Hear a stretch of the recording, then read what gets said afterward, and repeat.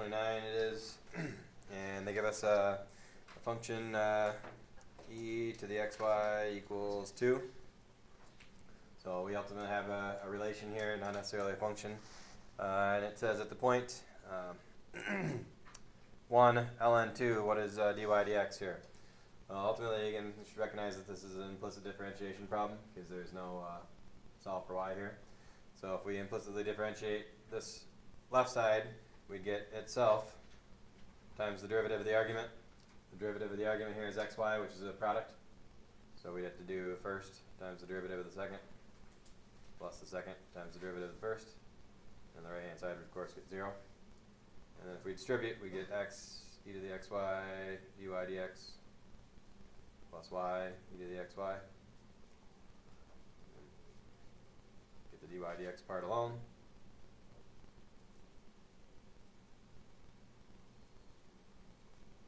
And then finally get dy dx alone by dividing.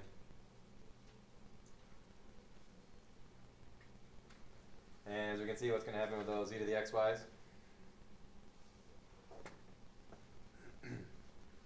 Ultimately, can't those just cancel?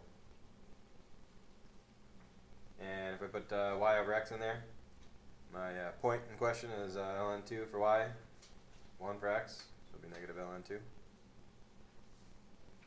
Should be letter A.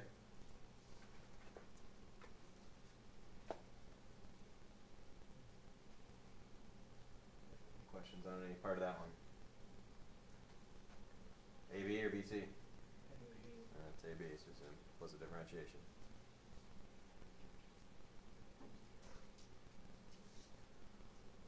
Next.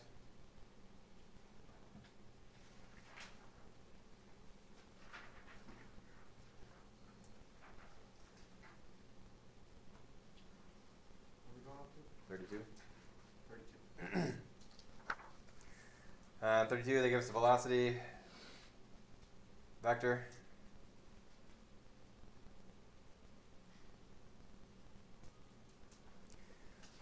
And they tell us time greater than 0, and it says at time 0 the particle is at the point 1, 1, and we want to know what's the position vector at time 2.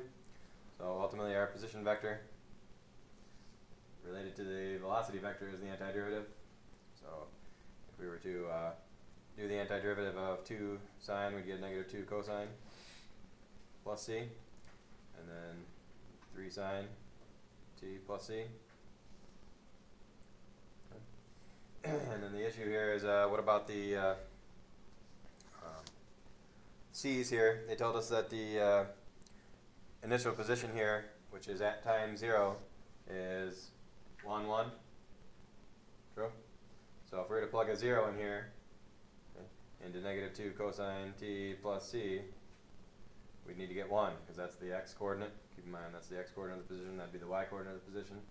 And we want that position to be 1 in the x direction, and also 1 in the y direction at time 0. So if I put a 0 in here, cosine 0 is 1, so I'm going to get negative 2 plus c equals 1. C would be 3. And if I put a 0 in this one, I get 0 plus c equals 1, which is c equals 1.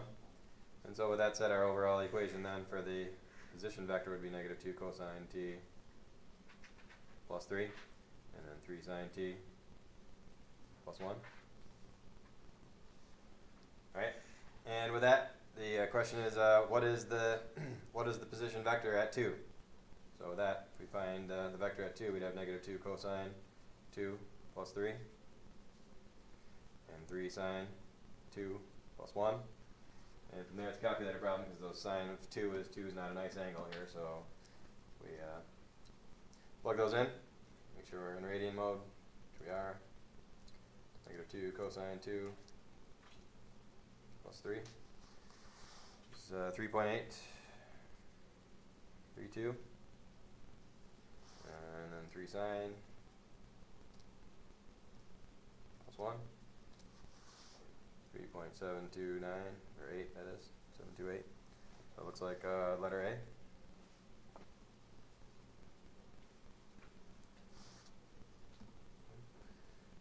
Questions on any parts from that one? A, B, or B, C? BC. So, vector applications, call it. Anything else up to 32?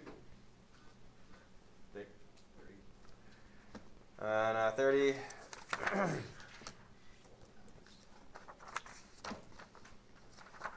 Looks like we have a moving particle,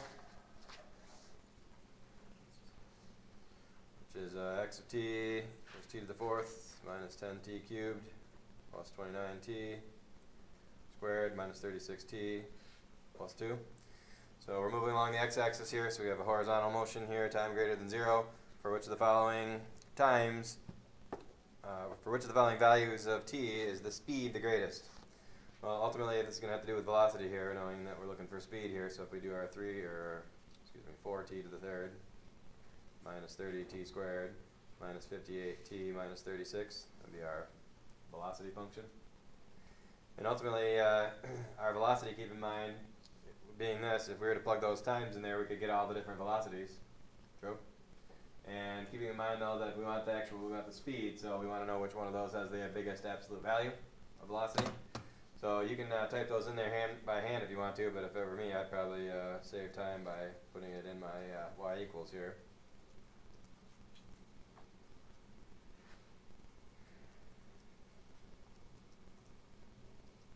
And then using my table. Got my table, take my table set, go by ones. And if I look at my values here, looks like I got, again, times 1 through 5 are the question. Time 1 we're at negative 48. And by the time we get to time 5,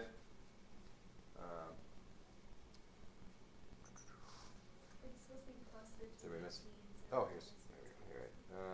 Yeah, there we go. Try that. Now we'll look at our table. And looks like we got, here's our time, 68, 64, 68, 68, 64, 48, 44, and 76. So ultimately, again, keep in mind the absolute value of those would be all positive. They're all positive anyway, so which one's the biggest? Still got something wrong, don't we?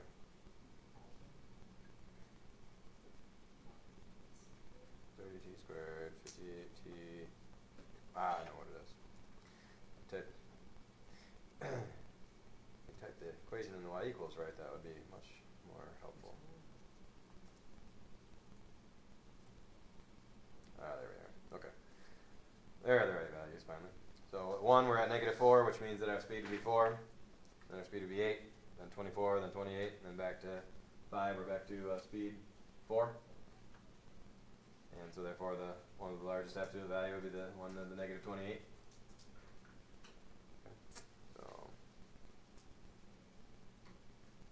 So that would be V of 4 equals negative 28, so therefore the absolute value of V of 4 would be positive 28. Therefore letter D. So that'll be an AB problem. Ultimately just application of derivative. Others from 29 to 32. All right, how about part 2, 33 to 37?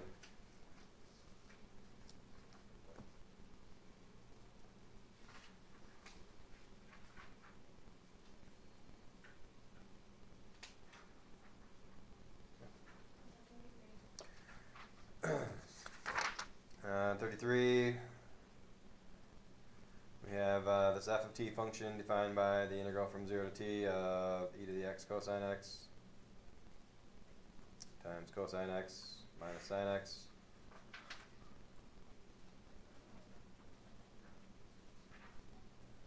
dx. And it says the interval here is time 0 to 10, including those two, of course, it says.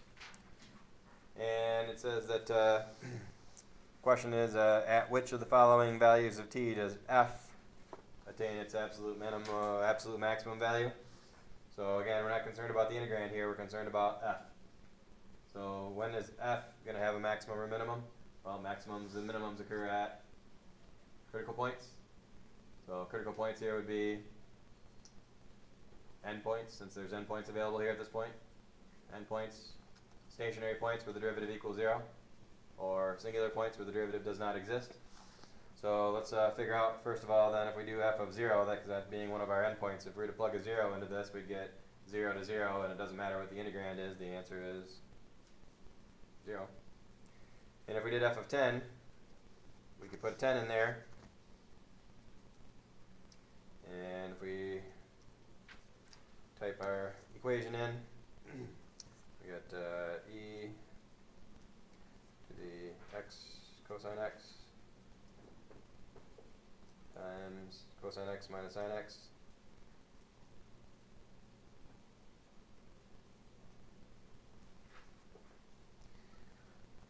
x comma 0 comma 10. Whoops. There's a parenthesis somewhere. Let's see, we got e to the x times, right, there it is.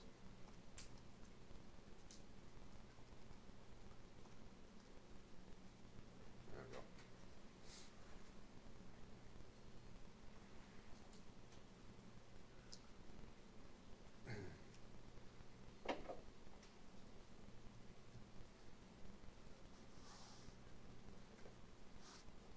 So we get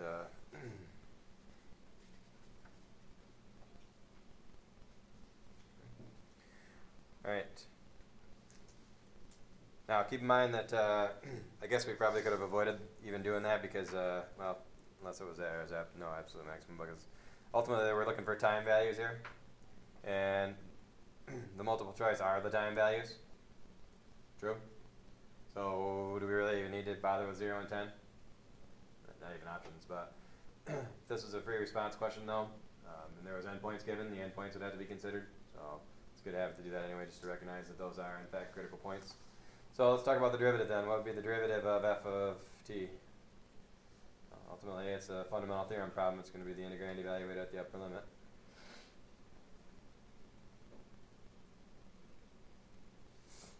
And the question is, when is this 0 or when does it not exist? Well, the not exist part is a wash because both of these functions are domain all real numbers. And so from there, we just need to figure out when does this equal 0.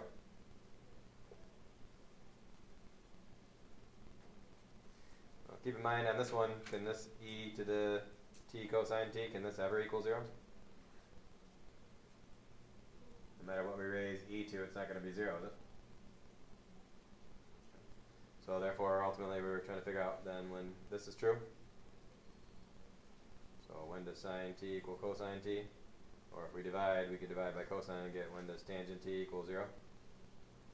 So tangent t ultimately equals 0 at 0 and at pi over 3, or no, excuse me. Yeah. And it goes negative pi over 2 to pi over 2, so then pi over 2 to 3 pi over 2, so it'd just actually be pi then. So 0 and pi, and again at 2 pi, and again at 3 pi, and 3 times pi would keep us within 10, wouldn't it? Yeah, so those are candidates. Let's see. None of those are candidates though on the list. They're close. I'm missing. Where at on this?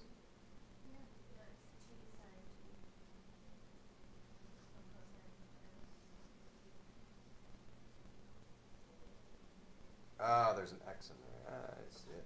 Thank you. Let's think on this one. Pretty sure that's cosine. Alright, we'll try that again then. So algebraically, we wouldn't waste any time. I mean, that was pretty easy to solve if it was just cosine equals sine. But ultimately, that becomes calculator problem of that because we're not going to spend any time on algebra on that. So if we do cosine t, cosine x minus x sine x, And we go 0 to 10.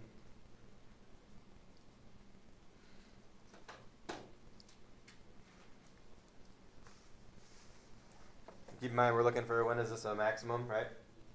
So the derivative should change from positive to negative at the point we're looking for.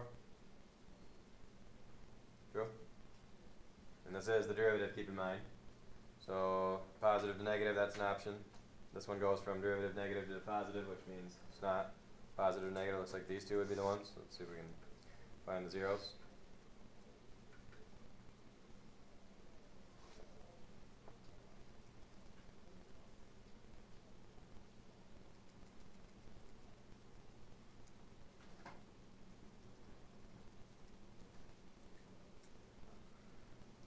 Let's see, looks like 0.860. Should be option A, keep that in mind.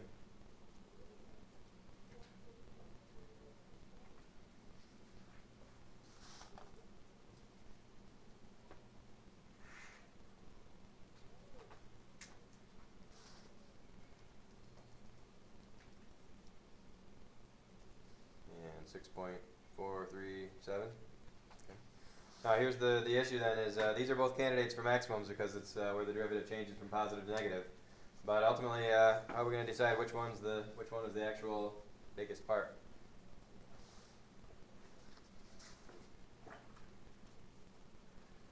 Keep in mind we're looking for an absolute. We're looking for a maximum value for f here, right? So couldn't we just do our integral command with those two as our upper limits and see which one's bigger? Do we necessarily need to though? I mean, ultimately, remember, we've accumulated a little bit of positive area here with this function. We've accumulated some negative area, and then we accumulated quite a bit of positive area again. It looks, just picture-wise, it looks like in the picture this would be quite a bit more positive area than we would have had from the other part, even with the negative added in. So probably the best bet's going to be your 6.43, but again, if you got time, type in the integral with those upper limits, and you can see that clearly the bigger one is the 6.437. All right. So ultimately it would be a B problem. Fundamental theorem of calculus, part 2, or part 1. So we had to differentiate an integral function. Alright, what else? Hey. 34, we got curve length problem, which is the curve we're given is x cubed, going from 0, 0 to 1, 1. Okay. And the formula, remember, here for the curve length is the integral from, in our case, 0 to 1. We can use 0 to 1 here. We can go in the x direction because it's a function that's in x. And it's the square root of 1 plus the derivative squared. So hopefully that works out to be the correct result.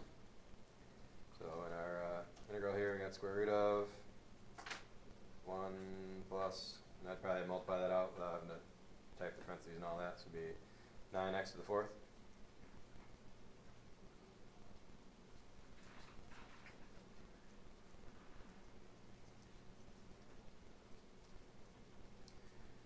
And looks like 1.548. Corresponds with letter D, which is correct.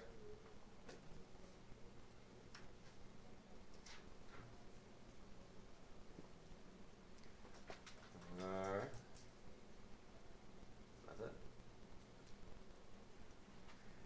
Just for argument's sake here at this point, let's review something that we learned in BC specifically, because we actually did curve length last year, if you remember, for functions that are in terms of y and x.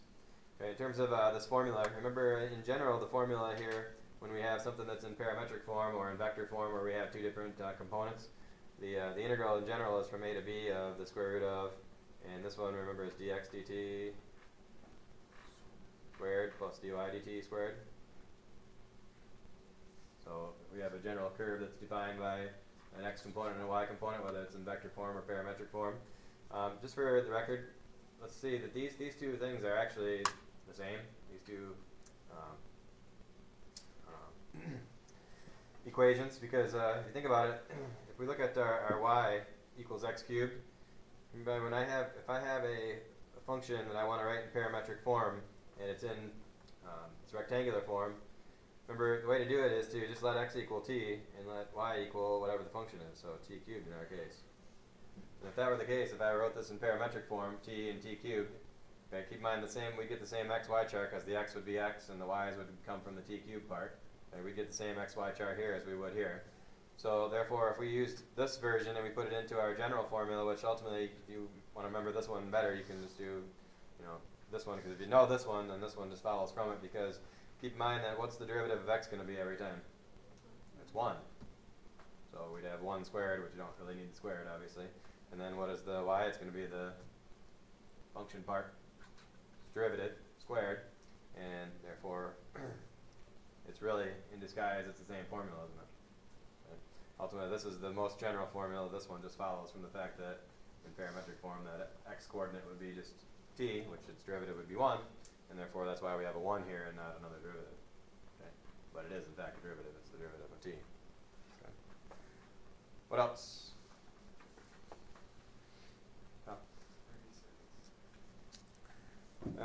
36, we have velocity given. So our v of t function is actually 2e to the 2t. So we have 2e to the 2t as our function given. And the question says, how far does the particle travel during the time interval when the velocity increases from 2 to 4? Okay. So keep in mind that the velocity increases from 2 to 4, we can find those times by just solving those two equations, can we? Find the time when it's equal to 2 and then find the time when it's equal to 4. We know that the velocity curve here is a growing curve. It's an increasing curve. It's an exponential function.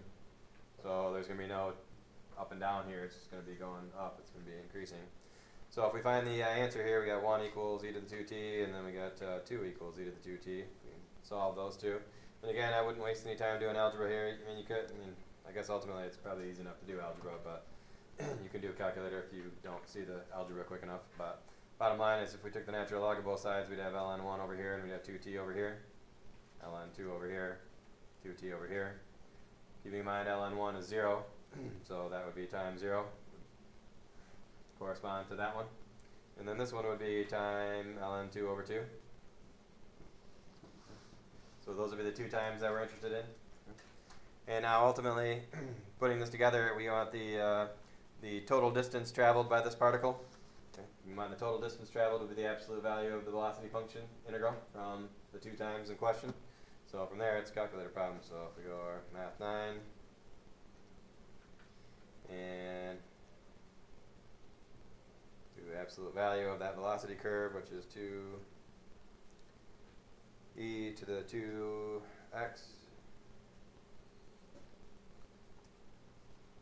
x comma 0 comma probably type in 0.5 ln 2.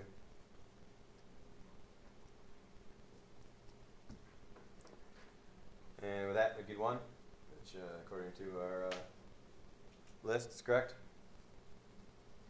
So again, if we do the absolute value of the velocity function from 0 to 1/2 ln 2, that's going to give us our total distance.